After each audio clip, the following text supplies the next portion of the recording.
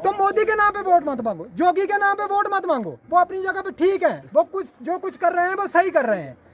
आपने आगे उसका मतलब है कुछ नहीं लोगों का किया है तो आप कभी मोदी के नाम पे वोट मांग रहे हैं। भाई मोदी खाना आपको कितना टाइम का अगर मोदी देगा तो आप खाना खाएंगे? पब्लिक के सर पे खा रहे हैं, गरीबों के आवाम के सर पे खाना खा रहे हैं।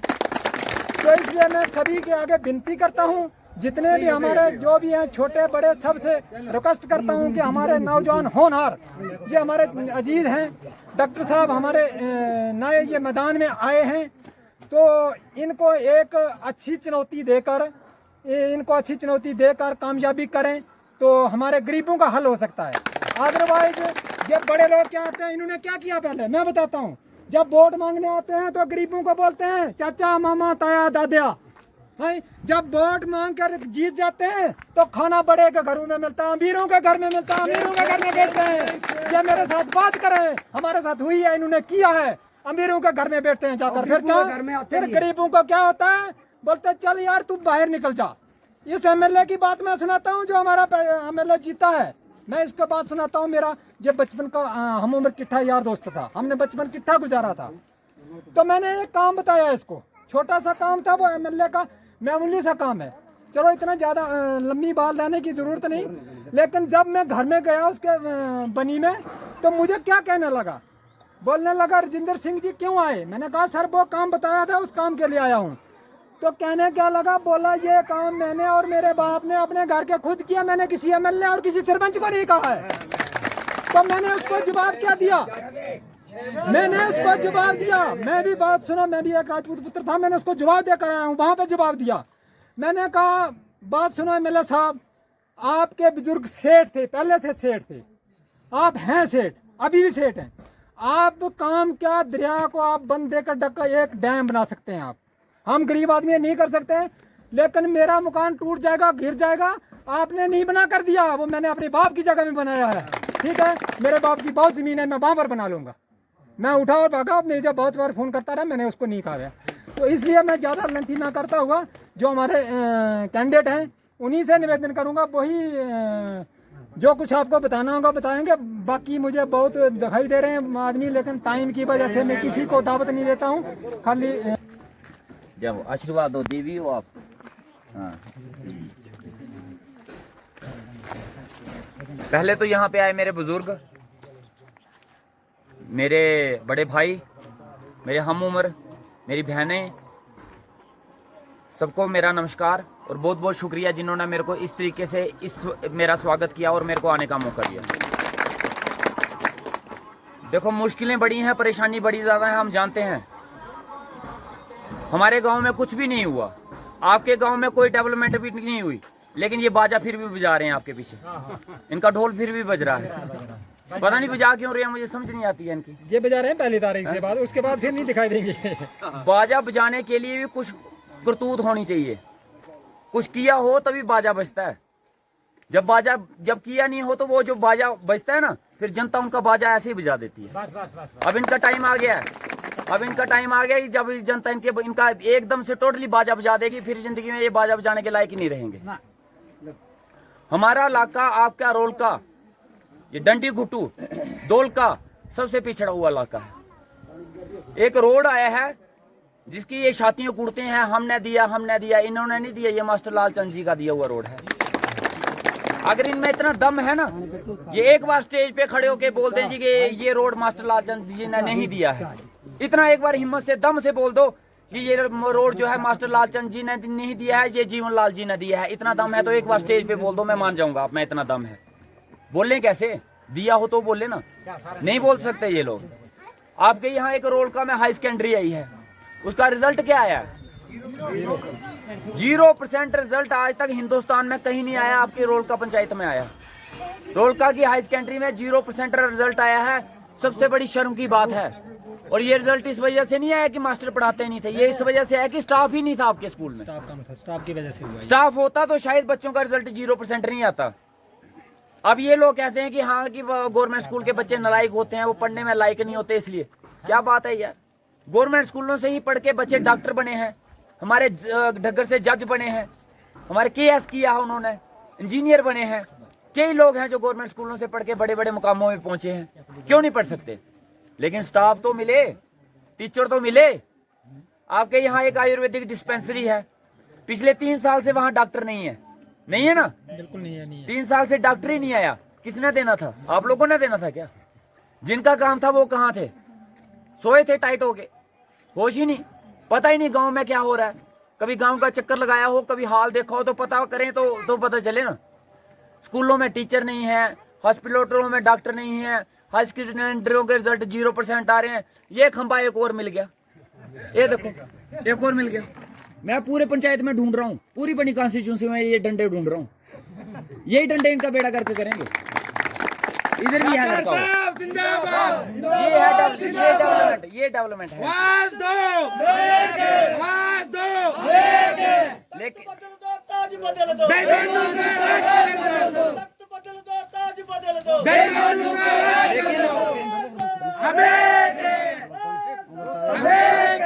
देखो कोई नहीं है टक्कर में, कोई नहीं है टक्कर में, आगे बढ़ो, हम तुम्हारे साथ हैं।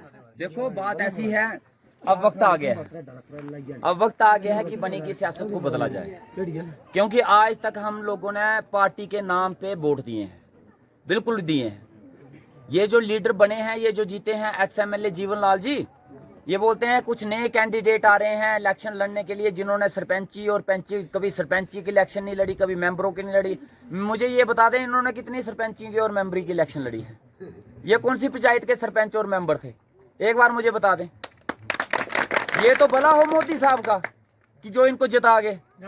उस वक्त बीजेपी की टिकट नहीं मिलती ना, फिर मैं देखता कि एक इलेक्शन जीत सकते हैं या ये जीत सकते हैं। हम इंडिपेंडेंट इलेक्शन लड़ रहे हैं, बिना किसी पार्टी और बिना किसी के लीडर के सहारे। और इनको बोलना इंडिपेंडेंट इलेक्शन लड़के बता दे। इंडिपेंडेंट इलेक्शन तो छोड़ो, एक मेंबर की इलेक्शन अगर जीत गए तो मैं नाम पलट के रख दूंगा, अगर ये मेंबर बन जाए किसी पंचायत के। ये सिर्फ मोदी के नाम पे और बीजेपी के नाम पे लीडर हैं।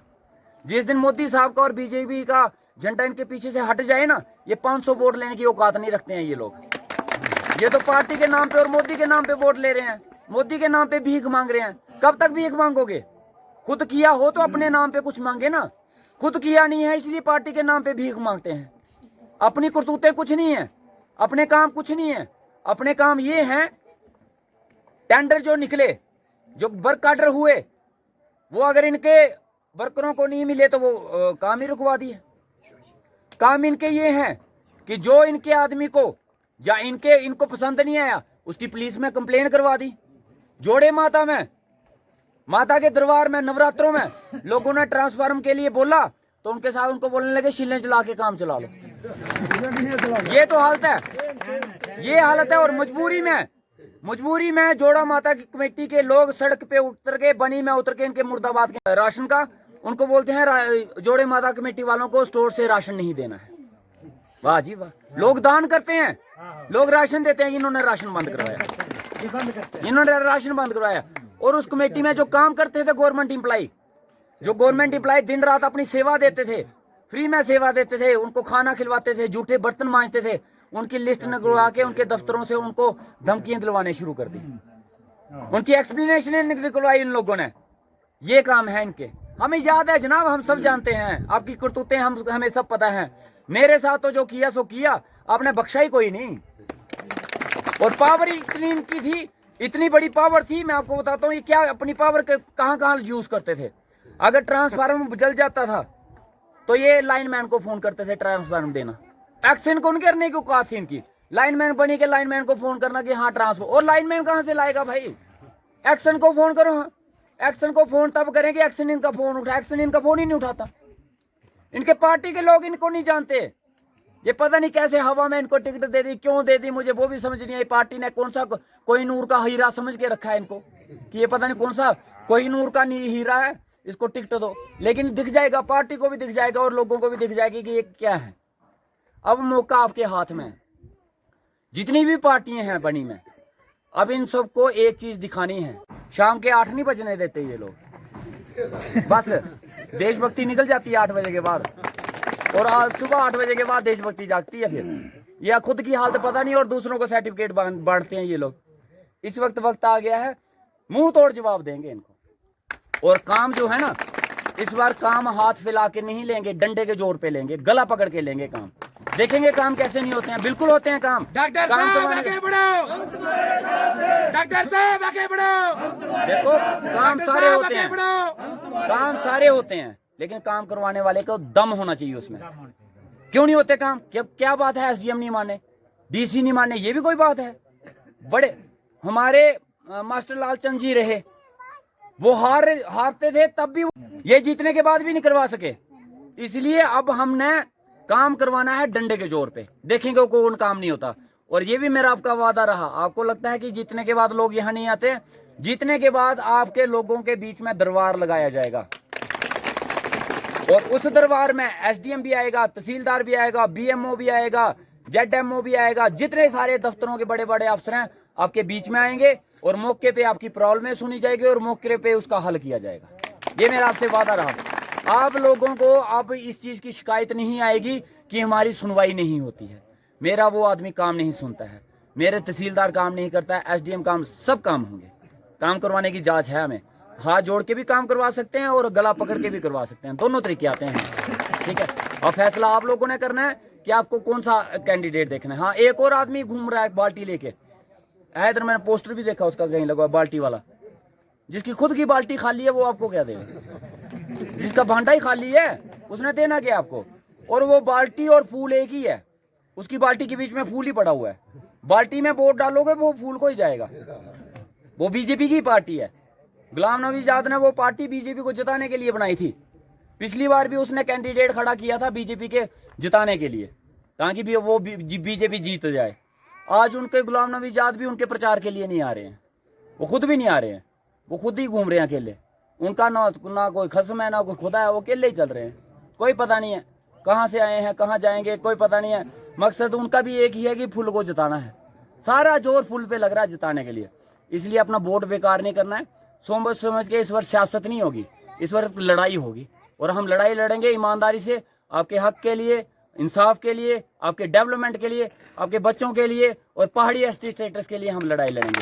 लेकिन आपका साथ चाहिए, आपके वोट चाहिए। अगर आप कामयाब करवाओगे तो ये चीज़ें हम करने के लायक बनेंगे, लेकिन अगर आप कामयाब नहीं करवाओगे तो ये चीज़ें यहीं पे ख़त्म हो जाएंगी। इन्हीं बातों के साथ मैं अपनी बात ख़त्म करूँगा, और उम्मीद करता हूँ कि आप सारे लोग आपका साथ देंगे, हमारा साथ देंगे, आपका समर्थन आएगा। और जिस दिन पेटी खुलेंगी उस दिन एक तरफा ही फैसला होगा आप लोगों का, और वो फैसला मुझे यकीन है कि आप लोग मेरे हक में दोगे। डॉक्टर साहब आगे बढ़ो, हम तुम्हारे साथ हैं। डॉक्टर साहब आगे बढ़ो, तो मैं क्या इस चीज की उम्मीद रख सकता हूँ? क्या मैं इस चीज की उम्मीद रख सकता हूँ कि मुझे आपकी तरफ से वोट और सपोर्ट मिलेगी? पक्की बात है? हाथ खड़े करके बोलो कि आप इस चीज का समर्थन दोगे। पक्की बात है, जरूरी है। और 17